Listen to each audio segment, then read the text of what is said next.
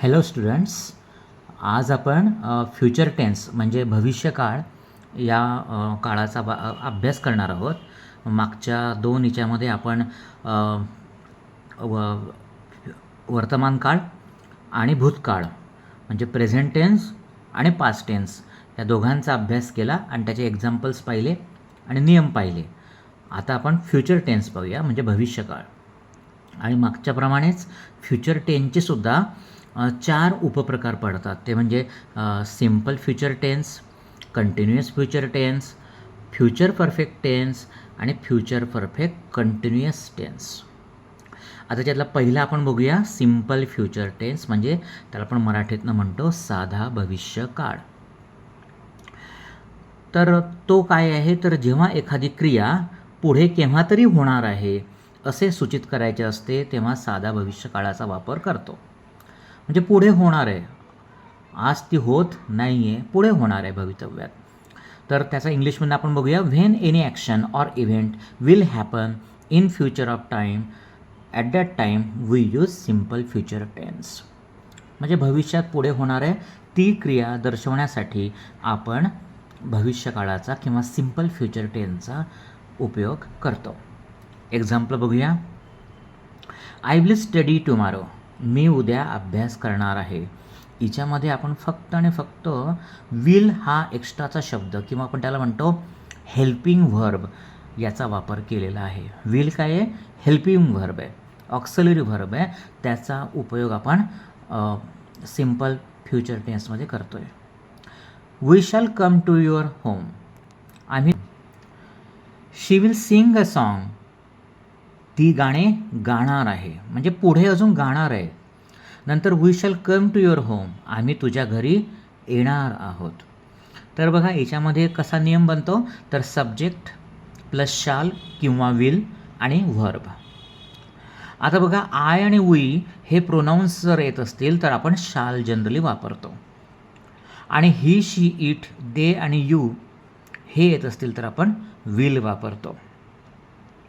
परंतु एखादी क्रिया होणारच आहे असं दर्शवायचं असेल तेव्हा आपण आय आणि वीच्या पुढे पण विल वापरतो, हे लक्षात ठेवायचं आहे. म्हणजे जनरली आय आणि वीच्या पुढे आपण शाल वापरू, पण एखादी गोष्ट निश्चित पण करणारच आहोत भवितव्यात तेव्हा आपण विलसुद्धा वापरू शकतो आय आणि वीच्या पुढं.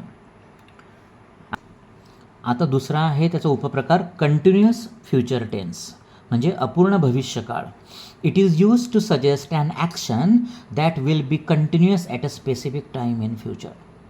म्हणजे भविष्यकाळामध्ये एखादी जी घटना आहे किंवा एखादी क्रिया आहे ही अपूर्ण असणार आहे, त्यावेळेस आपल्याला अपूर्ण भविष्यकाळ वापरायचा आहे. म्हणून म्हटलं ह्या काळाचा उपयोग आपण भविष्यातील एखाद्या कृतीचा किंवा घटनेच्या अपूर्णतेला दर्शवण्यासाठी करणार आहोत. हिच्यामध्ये काय आपण नियम बघणार आहोत. आधी सब्जेक्ट येणारच आहे, नंतर शाल बी किंवा विल बी. आता शाल बी कधी येणार आहे, आय आणि वीच्या नंतर आपण शाल बी वापरणार आहोत. आणि ही, शी, इट आणि दे, यूला आपण विल बी वापरणार आहोत. आणि व्हर्बला म्हणजे क्रियापदाला आपण आय एन जी प्रत्यय लावणार आहोत. त्याचे एक्झाम्पल बघूया, आय शॅल बी वॉकिंग. मी चालत असेन. They will be walking. ते चालत असतील. इथे बघा आय नंतर आपण शॅल बी वापरलं आहे, नंतर दे नंतर आपण विल बी वापरलं आहे आणि आपण नंतर वॉक ह्या क्रियापदाला म्हणजेच व्हर्बला आय एन जी प्रत्यय लावलेला आहे. आणि आपल्याला माहिती आहे कोणताही अपूर्ण काळ हा जर करायचा असेल किंवा दर्शवण्याचा असेल तर आपल्याला व्हर्बला आय एन जी लावावंच लागतं. आणि शाल बी आणि विल बी काय आहे, हे टू बीचे रूप आहेत, हे लक्षात ठेवायचं. आता she will be singing a song. ती गाणं गात असेल, हे भवितव्यातलं आहे. शी आलं आहे त्याच्यानंतर आपण विल बी लावलेलं आहे. नंतर we shall be going to school tomorrow. उद्या आम्ही शाळेत जात असू. म्हणजे भवितव्यातली उद्याची ही गोष्ट अपूर्ण आहे असं ते दर्शवतं आहे. ठीक आहे. आता पुढचा टेन्स आपण उपप्रकार बघूया, तो म्हणजे फ्युचर परफेक्ट टेन्स म्हणजेच पूर्ण भविष्यकाळ. हा काळ आपल्याला काय दाखवतो? भवितव्यातलं म्हणजे येणाऱ्या काळातली एखादी प्रक्रिया किंवा घटना ही पूर्ण झालेली असणार आहे. It is use to suggest an action or event that will be completed at a specific time in future. मगाशी सांगितलं तसं हा काळ आपल्याला काय दाखवतो की भविष्यकाळामध्ये एखादी गोष्ट, प्रक्रिया, घटना ही पूर्ण झालेली असणार आहे. तर आपण त्याचे एक्झाम्पल्स आणि नियम बघूया. सब्जेक्ट प्लस शॅल हॅव किंवा will have plus PPT of the verb. आता बघा, आय आणि वी जर येत असेल तर आपण शॅल हॅव वापरू, आणि ही, शी, इट किंवा दे, वी किंवा एकवचनी नाम आलं संजय, राजेश वगैरे तर आपण विल हॅव लावू, आणि क्रियापदाचं तिसरं रूप म्हणजे पास्ट पार्टिसिपल टेन्स म्हणजेच धातू साधित काळ हे आपण वापरणार आहोत. बघा example, she will have met her friends. ती तिच्या मैत्रिणींना भेटलेली असेल. भवितव्यामध्ये ती तिच्या मैत्रिणींना भेटेल आणि ती प्रक्रिया पूर्ण झालेली असेल. आणि बघा त्याच्यासाठी आपण विल हॅव, शी नंतर विल हॅव वापरलेलं आहे. मेट हे काय आहे? मीटचं तिसरं रूप आहे. मीट, मेट, मेट हे असं असणार आहे. पुढचं example, I shall have completed my work. मी माझे काम पूर्ण केलेले असेल. आय नंतर शॅल हॅव आलेलं आहे, आणि कम्प्लिटेड आणि कम्प्लिटेड हे तिसरं रूप जे PPT आहे व्हर्बचं ते आपण इथे वापरलेलं आहे. नेक्स्ट एक्झाम्पल बघूया. She will have written a letter. तिने पत्र लिहिलेलं असेल. शी आलं म्हणून विल हॅव आलं, आणि राईट, रोट आणि रिटन तर राईटचं तिसरं रूप म्हणजे PPT काय आहे? रिटन आहे. ते पण आपण इथे वापरलेलं आहे. नेक्स्ट सेंटेन्स आहे, they will have reached school. ते शाळेत पोचलेले असतील. दे होतं म्हणून आपण विल लावलं, आणि नंतर हॅव लावलं, विल हॅव. आणि रिच्ड हे बघा, रिचचा तिसरं रूप रिच्ड आहे, हे सुद्धा आपण इथे वापरलेलं आहे.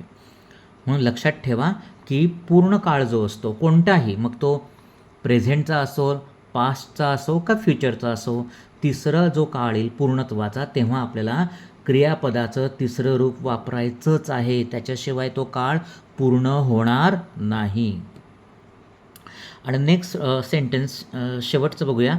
फ्युचर परफेक्ट कंटिन्युअस टेन्स, चालू पूर्ण भविष्यकाळ. की ही भविष्यकाळातली एखादी घटना किंवा प्रोसेस, प्रक्रिया ही चालूही असेल आणि एका याच्यापर्यंत पूर्णही झालेली असेल एका ठराविक काळापर्यंत. तर बघा तिच्यामध्ये आपण फॉर्म्युला वापरू शकतो. Subject plus shall have been किंवा will have been plus verb, आणि व्हर्बला आपण वापरलेलं आहे ING. तर त्याचं एक्झाम्पल आपण बघूया. They will have been playing since morning. बघा, दे आलं, सब्जेक्ट आलं, विल हॅव बीन हे एक आपण म्हणूया सहाय्यकारी किंवा सपोर्टिंग व्हर्ब आलं, आणि प्लेला म्हणजे मेन व्हर्बला आपण ING लावलेलं आहे. आणि त्याचा अर्थ काय होतो? ते सकाळपासून खेळत येत असतील. नंतर I shall have been studying for the exam. मी परीक्षेसाठी अभ्यास करत असणार आहे. आय आलं म्हणून शॅल हॅव बीन आलं आहे, आणि मेन व्हर्बला आपण ING लावलं आहे. Next, we shall have been painting a wall. आम्ही भिंत रंगवत असू. इथे बघा वी होतं म्हणून शॅल हॅव बीन आलं आहे, आणि मेन व्हर्बला आपण ING लावलं आहे. तर बघा इथे सुद्धा आपण ING लावल्याशिवाय, क्रियापदाला ING लावल्याशिवाय अपूर्णता येत नाही, हे लक्षात ठेवायचं आहे. तर अशा प्रकारे हे आपले सगळे टेन्सेस आतापर्यंत आपण आटोपलेले आहेत, अभ्यास करून झाले आहेत. तर ह्या तिन्ही टेन्सेसमध्ये काहीही तुम्हाला अडचण असेल तर मला प्लीज विचारा. थँक्यू.